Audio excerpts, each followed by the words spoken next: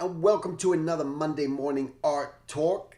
So today's topic, I want to talk about why do we look at other artists' work that is so good and just go and drop our heads and go, just wow. Why are we in such awe of artists that are just awesome? Okay, and there are so many awesome great artists out there, and it's something that attracts us, and we see it when people are just posting all the time. We're going to look at their artwork and just go wow. And why do we have that wow factor? And I know why we have the wow factor. I think it's something that I've had my whole life when I've looked at some of my heroes, such as just Norman Rockwell, J.C. Leyendecker, the artist Mort Drucker, Al Hirschfeld, Drew Struzan. I mean, you name it, Frank Frazetta. You look through these guys' work, Uderzo, who did Asterix and Obelix, and you look at these guys' art, and you just like, wow, why am I so drawn to that? And I think part of it is you got to realize deep down inside how hard these guys work to make their artwork so great, and how great they are because of that. I think so much of being a great artist and getting to that level is truly taking risks and not expecting just perfection within your artwork, because especially in the beginning when you're growing, I think there's a twist that you get great through that sort of idea that you want to perfect it, that you are a perfectionist to some sort, and that's why your artwork is so great and you can spend so much time on it. But I think before that comes, you have to be a risk taker. You have to be someone who's just going to explore a lot. You're going to experiment. You're going to just try different things. And it just, more than anything, it's the effort that gets put in there, because your effort determines your outcome on any result, on everything that you're ever going to do. And that's what it comes down to. So when you're in your mindset and you're in your that thought process that, God, my artwork nearly isn't as great as that person's, or it's not as good, is because maybe it's just you're not putting in the amount of time and effort you need to do just to get better.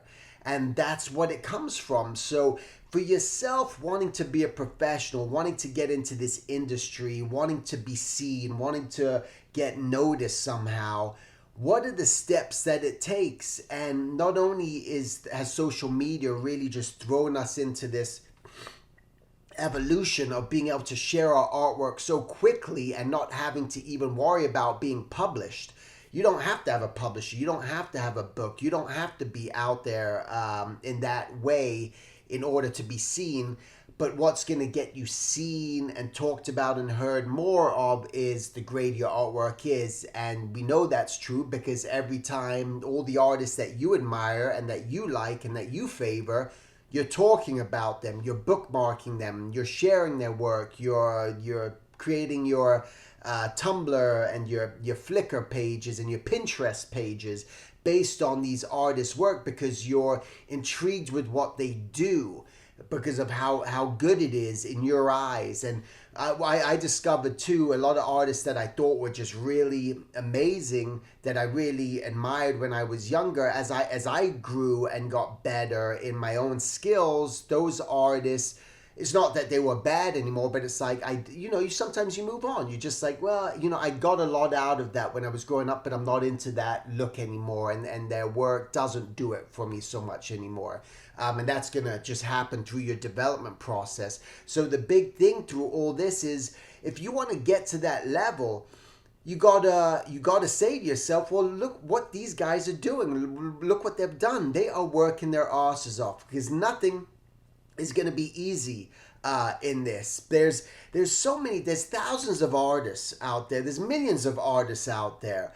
But also a reality is, how many of these artists are actually working in the studios? What is the percentage? I honestly believe that there's, you could almost say there's anywhere from 3 to 6% of artists will actually work in a studio environment. You go, God, that's low. And it is low, but when you're comparing, when you think about 3 to 6 people out of every 100 artists, and may even be lower than that in all honesty, getting into the studios.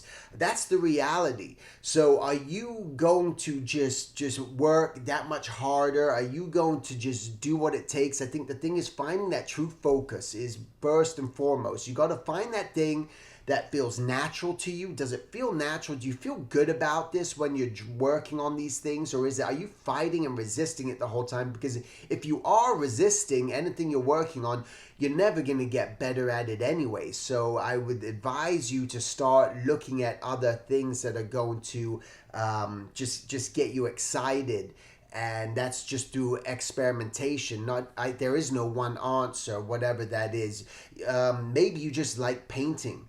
There's jobs for that, where you're on the production end, where you are just painting other people's work because you're a painter and you're good at what you do. So that's something that you could hone in on. But again, this whole topic of the art talk was really just about why are we so intrigued by such great art. And for myself, I can just say that I think I'm intrigued because I realize how hard these guys work to get to where they are. And sometimes I say to myself, I know I never put in that amount of crazy time, especially when it came into the painting and all that. I never learned how to paint. I always wanted to. In my mind, I wanted to be a better painter, but I realized as I was doing it, it just wasn't natural for me, and I kept resisting it, and it wasn't fun, and I had to put it down because it wasn't benefiting me. So that's where design became such a better outlet for me. Drawing people, observation, sketching, and building up your chops in that realm became really essential. And I know that all around, just in order to grow, you got to get better at your observational skills. You can't was this a theme? My phone rings every art talk now.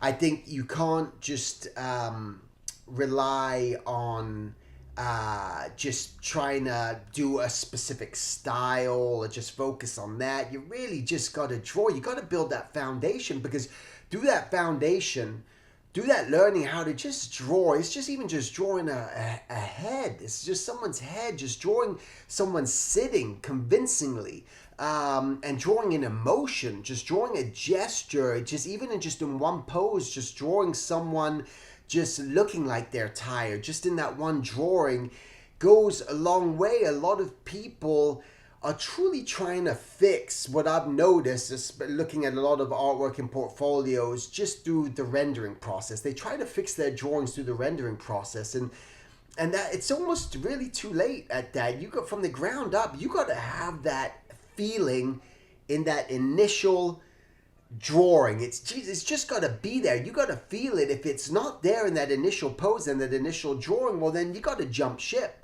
And that's why you must draw these things over and over and over again, and not just settle on the one design that you're ever doing. It's something that I harp on my students, that I just really strive for them to do. And I have them push their poses so many multiple times, because you can never achieve it in the first drawing. Sometimes you're going to get lucky and those ideas will come out and they're going to be there. But you got to keep developing, and you got to redevelop. And are you willing to do that? Are you willing just to step up to the plate and say, I'm just not going to just worry about the outcome of this whole drawing. I'm going to experiment, and I'm going to put in the time, and I'm going to put in the effort. And it doesn't mean you got to sit there and sweat over your drawing board for 8 hours a day. No, it doesn't. It just means that you just got to work at it consistently. And even if it's about those 20 minutes a day, 25 minutes, 30 minutes, sporadically during the day, you're working on that. So a good balance, just improving your skills, I think, is drawing from life all the time to get you there. That's what all these guys do and did, and that's what makes them so great too. You're drawing from photo reference, because that's going to help you learn about lighting just as much as drawing from life and observing that. So you're drawing from that photo reference, and try to, the healthiest thing to almost do now, if you want to get into this commercial world of art, you got to learn to be diversified. You got to have variety. within your work. I think I've talked about in some other art talks where it's important. If say you're working for an art director and you're doing magazines, you're doing book illustrations, you're doing certain things, I think it's very important to hone in a style and to determine and develop that style with your work, which is going to be just very important, because once you do that, that's what the art director expects every single time. They want you to have that. They're looking for that consistent style, that consistent thing. You can't keep switching it up. Working in the animation field, the more diverse the entertainment industry, gaming, everything else, the more diverse you are, well, then that's what's going to determine. The clients will see your work and they're going to start to say to you, hey, yeah, you can, we want you to try, that sort of style. For many years, I've had this all the time. I get people all the time saying, we loved your designs on Kim Possible. We loved that look. We love that, but we don't want that. And that's what they'll say. We don't want that. We want something else. So I'm forced a lot of time to just try to rethink a different mindset. And that's usually a shape language, and creating different proportions with the characters is what I'm shooting for. I feel like maybe I have my line, the way that I do certain things, but I'm really pushing different proportions, and that's changing up my style just a bit with that. So that's the thing that I just want to say. If you're intrigued and you're in awe with all these different artists, try to discover why you're so intrigued and in awe with them, and then try to do your best to keep working hard at this. And there's no easy path, there's no easy road. Again, just because it's difficult doesn't make it impossible. And the most important thing at the end of this talk really is, again, just always just keep valuing your work, keep spreading the word, let other people know. Stop giving your stuff away for free. People need you for what you do. It's really vital. Okay, so that's it. Thanks for watching, and I'm trying to think if I have anything that I can say here in regards to where I'm sort of going next. If I'm coming to a town near you doing workshops, I'm doing a bunch of workshops recently, but I'll keep posting it. You be sure to follow me on Facebook, and also you can also sign up on my email list. If you go to my silverdrawingacademy.com, on the bottom left hand corner is my email list, where you'll just be notified of all workshops and different things that I'm doing, and any drawing classes and all that. And that's it. So have a great one, and I'll talk to you guys next week.